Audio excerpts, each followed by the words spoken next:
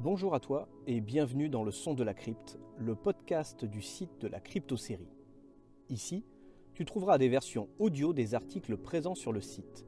Il s'adresse aux détracteurs de l'écrit et à tous les fans de séries télévisées dont la production est terminée ou pas tout à fait. Dans ce 4e épisode, nous allons poursuivre l'abécédaire des séries annulées trop tôt. Tu peux d'ores et déjà retrouver l'intégralité de cet abécédaire en version écrite sur le site www.cryptoserie.fr et une version audio des 2 premiers volets sur YouTube, Deezer, Spotify et autres plateformes de podcast. Allez, c'est parti pour l'abécédaire des séries annulées trop tôt, volet 3 sur 4.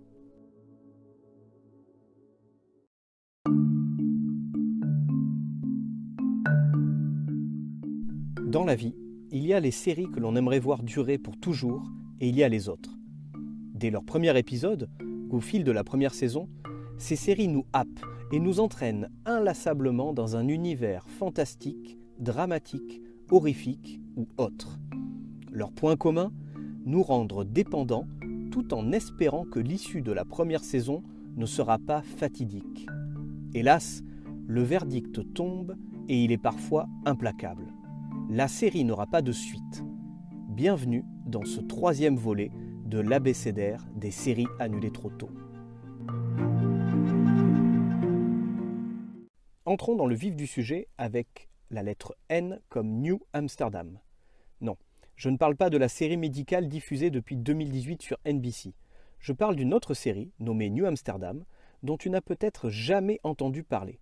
Par contre, le nom de Nicolas Coster-Waldau, désolé pour l'accent, t'est certainement familier. Mais carrément, c'est le beau gosse de Game of Thrones. Putain, il est canon le cum. Son petit boule me rend folle. J'ai envie de lui bouffer. Wow, on se calme, je ne sais pas ce que tu veux lui bouffer, mais si tu continues comme ça, c'est un crucifix de Marie-Constance que tu vas te bouffer. N'attire pas la bondiosarde par ici.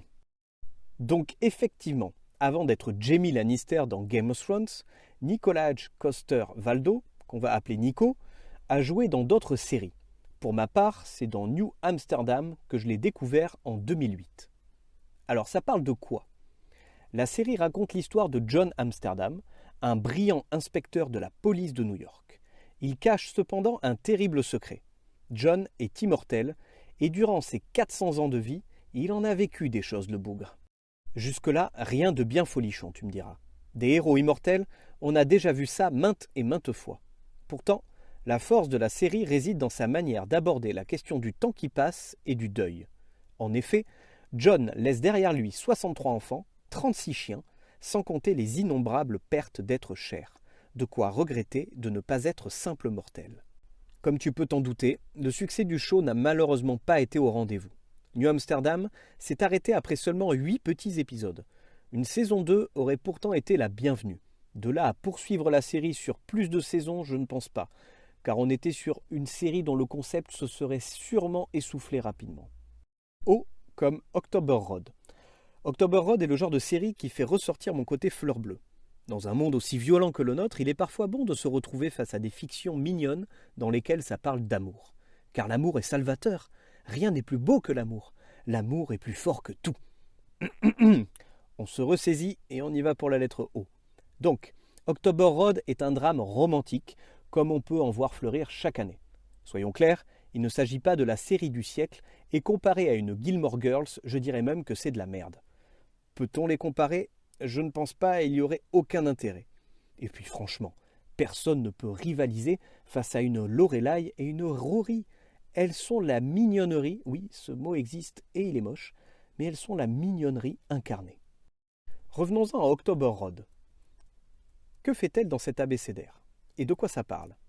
La série suit le personnage de Nick, un jeune écrivain ayant quitté sa ville natale juste après ses études.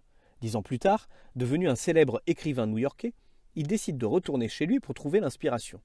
Et c'est finalement avec ses anciennes relations qu'il va renouer. Et pas avec n'importe qui, car le petit coquinou, il a fricoté avec Kana.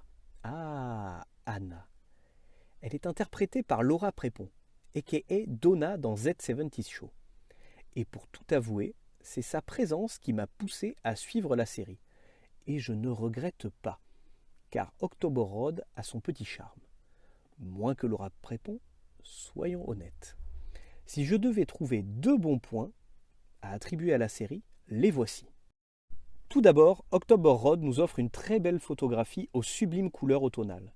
L'été indien embaume la série avec ses couleurs chatoyantes et flamboyantes. Ces teintes donnent une atmosphère toute particulière à la série. Typiquement le genre de programme que l'on a envie de dévorer sous son plaid avec un bon chocolat chaud un dimanche après-midi de novembre. Ensuite, l'histoire. La trame de la série fonctionne bien.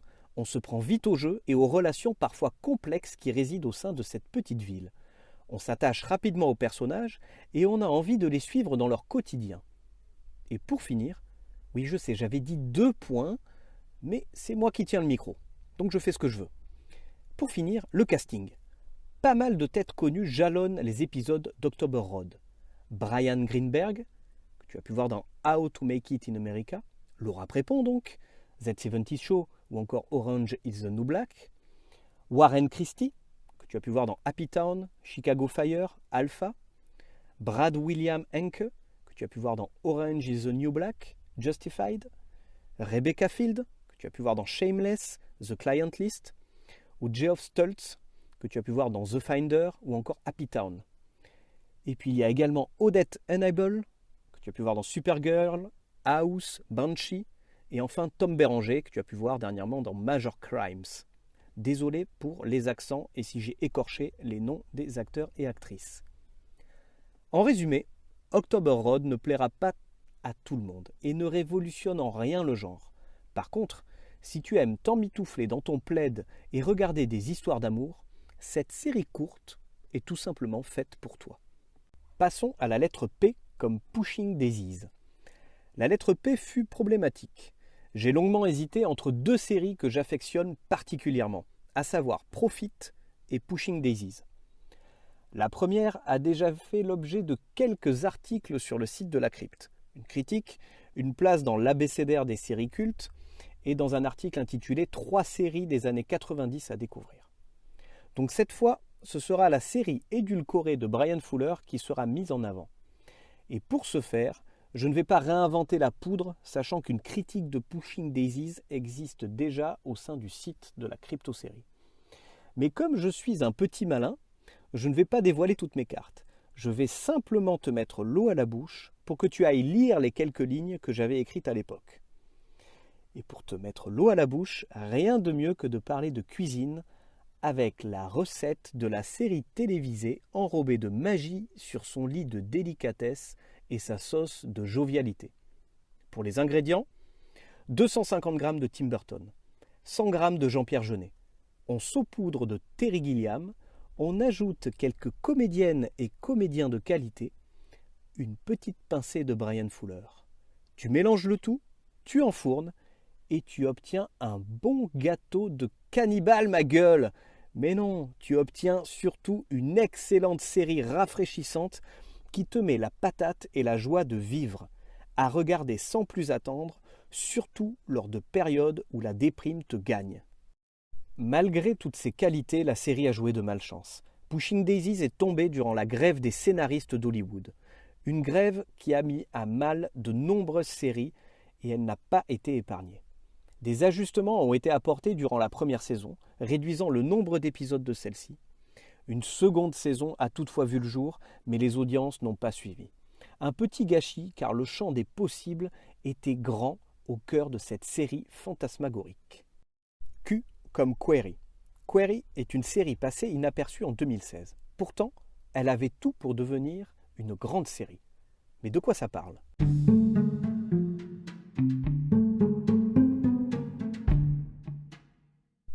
L'histoire se concentre sur Mac Conway, un militaire américain tout juste revenu de la guerre du Vietnam. Pour lui et son acolyte, Arthur, ce retour était synonyme de repos bien mérité et salvateur. Cela était sans compter sur la médiatisation d'un scandale qui a bouleversé un épisode de la guerre. En effet, un village de femmes et d'enfants aurait été sacrifié par l'armée américaine. Mac et Arthur sont au cœur de cette tourmente, et leur retour au pays devient un véritable enfer.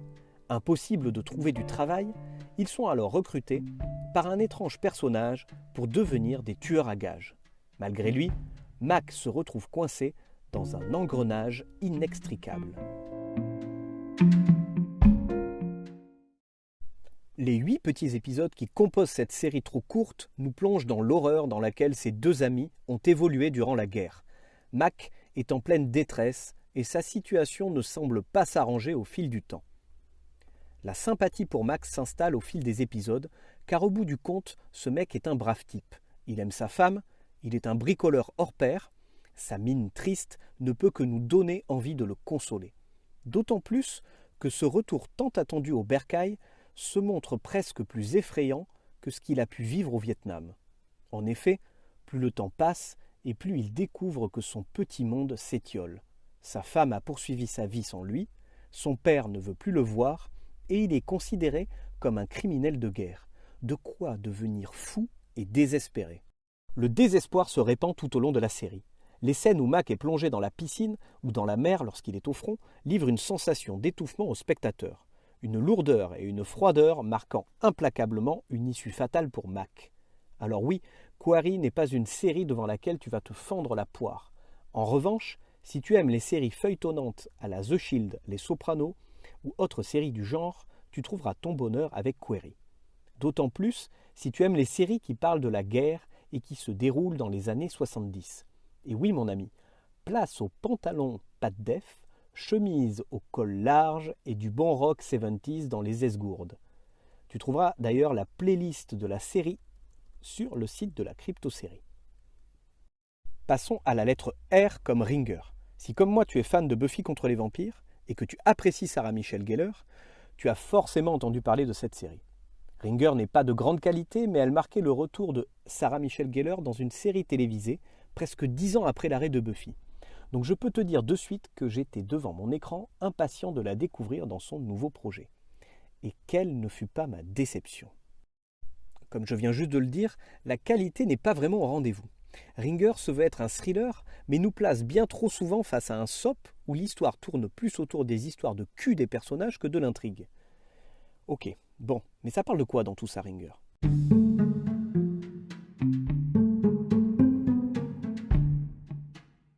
Bridget est une jeune femme toxico qui se retrouve malgré elle témoin d'un meurtre. Elle décide de s'enfuir et se réfugie chez sa sœur jumelle avec qui elle n'a plus de contact depuis de très nombreuses années. Ces retrouvailles sont brèves car sa sœur se suicide. Bridget décide alors de prendre l'identité de celle-ci. Sur le papier, pourquoi pas ? L'histoire peut être intéressante et d'ailleurs quand l'intrigue suit cette trame principale, la série a tout son intérêt. Et c'est bien sur ce point que je regrette l'arrêt de la série, car il y avait beaucoup de secrets non élucidés au terme de celle-ci. Par contre, les rebondissements à foison sur des histoires de mensonges, de viols, de détournements d'argent gâchent le bon déroulement de la trame principale. À vouloir trop en faire, les scénaristes ont perdu les téléspectateurs. J'ai toutefois souhaité intégrer Ringer dans cet abécédaire car elle marquait le retour de Sarah Michelle Gellar et malgré ses nombreux défauts, une saison 2 plus axée sur l'intrigue principale aurait été la bienvenue. Pour terminer ce troisième volet de l'abécédaire des séries annulées trop tôt, j'ai choisi pour la lettre S la série Studio 60 on the Sunset Strip. Et j'avoue avoir longuement hésité. Plusieurs séries courtes me tendaient les bras. Il y avait notamment Swington, un drama social nous plongeant dans les 70s, avec pour trame de fond la libération sexuelle. Une série sympathique à suivre avec un très bon casting. Lana Parrilla, que tu as pu voir dans Once Upon a Time, Molly Parker, que tu as pu voir dans Deadwood, Josh Hopkins, que tu as pu voir dans Cold Case, et Grant Shaw, que l'on ne présente plus, qui était dans Melrose Place. Il y a également aussi Jack Davenport, que tu as pu voir dans Coupling. Même si la seule saison qui compose Swington peut se suffire, la série aurait mérité une saison 2 pour voir l'évolution des personnages au sein de chaque couple. L'autre série à laquelle je pensais, c'est Sleeper Cell, une série mettant en scène un agent du FBI infiltré dans une cellule terroriste islamiste. Malgré le terrain glissant sur lequel s'engage la fiction, elle réussit à frapper juste et à se libérer d'un manichéisme bien trop souvent mis en avant. La série ayant eu 2 saisons, mon choix s'est finalement porté sur Studio 60 on the Sunset Strip. Studio 60 on the Sunset Strip raconte l'histoire de Jordan McDeary, incarné à l'écran par la ravissante Amanda Pitt, qui se retrouve propulsée responsable des divertissements de la chaîne américaine NBS. Une de ses premières actions est de remanier l'une des émissions phares de la chaîne, Studio 60 on the Sunset Strip. La série suit alors le quotidien du personnel en charge de l'émission. Tu l'auras compris, l'émission Studio 60 est l'équivalent de l'émission culte de NBC, le Saturday Night Live. En France, Studio 60 on the Sunset Strip n'a pas connu un véritable succès. Il suffit de regarder la notation des spectateurs sur Allociné pour s'en rendre compte. La série obtient un piètre 2,2 sur 5. Alors qu'aux États-Unis, la note obtenue sur le site IMDb est de 8,2 sur 10. Ces chiffres démontrent une réelle différence culturelle. Et pour cause, le Saturday Night Live existe depuis 1975 outre-Atlantique. Ce show est une véritable institution aux États-Unis. Studio 60 on the Sunset Strip, prenant ses bases sur le SNL, l'accueil sur le sol américain ne peut être que meilleur. Pour ma part, je connais peu l'univers SNL, si ce n'est à travers quelques films qui sont nés suite à des sketchs créés pour l'émission. Les Blues Brothers, Wayne's World ou encore MacGruber. Entre nous, des bons films bien fandards. Et il y a bien sûr l'inoubliable sketch avec Jim Carrey et la chanson What is Love. Alors, pourquoi ai-je regardé Studio 60, me diras-tu? On s'en fout, ça va chier ta série. Moi je veux voir la suite de la Casa des Papel. Et je veux surtout voir le petit cul de Tokyo. Il me rappelle celui de ma sœur. Ah, l'endogamie, c'est une chose magnifique. Chez les hamsters, espèce de décérébrés. C'est pour Aaron Sorkin que j'ai regardé Studio 60. Il en est le créateur. Et en 2006, quand il a créé la série, je venais tout juste de dire adieu à un autre de ses bébés, une grande série politique, que dis-je, une grande série tout court, à la Maison Blanche. Avec cette dernière, Sorkin a su démontrer son talent de scénariste. Le mec sait raconter une histoire et donner vie aux personnages qu'il crée. Il a su le faire pendant 7 saisons avec The West Wing. Il ne pouvait pas en être autrement pour la suite de sa carrière. Et ça n'a pas loupé. Sorkin nous a livré une nouvelle fois une grande série avec des personnages hauts en couleur et une écriture toujours très fine, juste et parfois un peu complexe. Et c'est très probablement la faiblesse de la série, mais j'y reviendrai. Le casting de Studio 60 n'est pas en reste. C'est avec plaisir que j'ai retrouvé Bradley Whitford, un ancien de The West Wing. Depuis son rôle de Josh Lehman dans cette dernière, je suis le comédien dans chacune de ses apparitions. Toutes les séries auxquelles il participe ne sont pas parfaites, mais le comédien joue toujours à la perfection, que ce soit la comédie ou le drame. Quelques séries dans lesquelles tu auras pu le voir, The Good Guys, The Mentalist, Trophy Wife, The Handmaid's Tale ou encore Perfect Harmony. Outre Whitford, voici d'autres noms qui égrènent le staff de Studio 60. Matthew Perry, que tu as pu voir dans Friends bien entendu, Amanda Pitt, que tu as pu voir dans The Good Wife, dans Jack and Jill, Steven Weber, que tu as pu voir dans Desperate Housewives, 13 Reasons Why, Sarah Paulson, que tu as pu voir dans Ratched, American Horror Story, Ned Cordry, que tu as pu voir dans Mum, Mindhunter, Perry Mason, Lucy Davis, que tu as pu voir dans la version originale de The Office, dans les nouvelles aventures de Sabrina, et la liste est encore très très belle et très très longue. Mention bien entendu, mention spéciale au duo Whitford-Perry qui fonctionne merveilleusement bien. Sorkin et le casting m'ont permis de me jeter corps et âme sur la série. Et je ne le regrette vraiment pas. Il y a pourtant un point noir dans tout ça. La série peut paraître complexe à un non-initié. En effet, à l'instar de ce qu'il a fait avec The West Wing, Sorkin nous invite dans les coulisses, non pas du monde politique cette fois, mais du monde des médias et plus précisément des émissions de divertissement. Finalement, le terme complexe n'est peut-être pas adapté, car en soi la série et ce qui se joue devant nos yeux se comprend sans problème. Ce qui peut rebuter, en revanche, est le simple fait d'entrer un peu trop dans les détails. Sorkin s'attache au réel, et c'est bel et bien ce qui fait la force de son écriture. Il est un véritable orfèvre. Donc si, comme notre ami consanguin Jean Clément, tu veux du scénario écrit sur un bout de set de table hippopotamus, je te renvoie à l'abécédaire des séries de merde, que tu trouveras sur le site de la Crypto-Série, et qui aura prochainement sa version audio.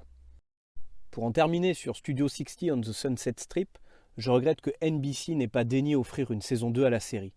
Il faut dire que la même année, la chaîne lançait 30 Rock, une série comique présentant également les coulisses d'une émission télé. Un choix a dû s'opérer en fin d'année et les coûts de production n'ont pas joué en la faveur de Studio 60. Ce troisième volet de l'abécédaire des séries annulées trop tôt s'achève ici. N'hésite pas à partager l'épisode, à venir sur le site pour donner les séries que tu aurais aimé voir dans ce troisième volet et à me rejoindre sur les réseaux sociaux, sur Instagram, Twitter ou encore Facebook. Je te donne rendez-vous prochainement pour le 4e et ultime volet de l'abécédaire des séries annulées trop tôt. D'ici là, bisous.